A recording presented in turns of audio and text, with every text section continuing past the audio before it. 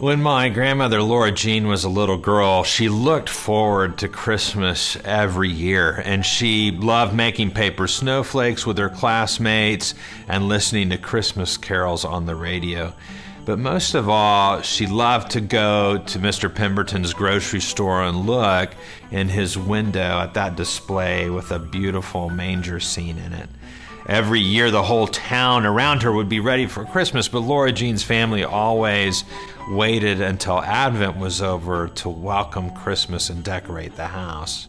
As a child, she found waiting to be the hardest thing. She often wondered if Christmas Day would ever come at all. But on Christmas morning, her waiting would be over. She would awake to find the most beautiful decorated Christmas tree with candles on it that glowed like dancing fireflies. It was hung with foil stars and shiny ornaments, and there were presents under the tree. And in the window, she always remembered there was a manger just like the one that she saw in Mr. Pemberton's store.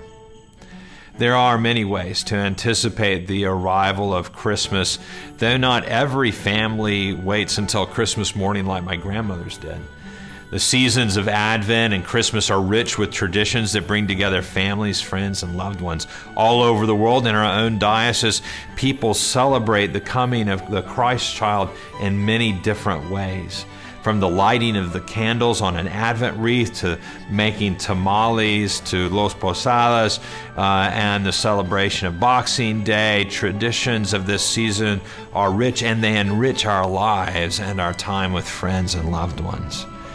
As we participate in these traditions, we invite a sense of belonging and community into our own lives, our families, and our homes. And though Advent and Christmas traditions create memories and stories that are shared year after year, like Laura Jean, the birth of Jesus itself is a story, and it's not the end of the story, but rather the beginning. And as we continue to tell the story of Jesus, that babe laid in a manger, we are invited by God to continue this narrative ourselves. It's my hope and prayer this Christmas season that you find a way to share the love and joy that Christ brings into your lives and with those around you, that you find a way to love this Christmas and the hope that it brings, a hope that is just like the hope my grandmother had.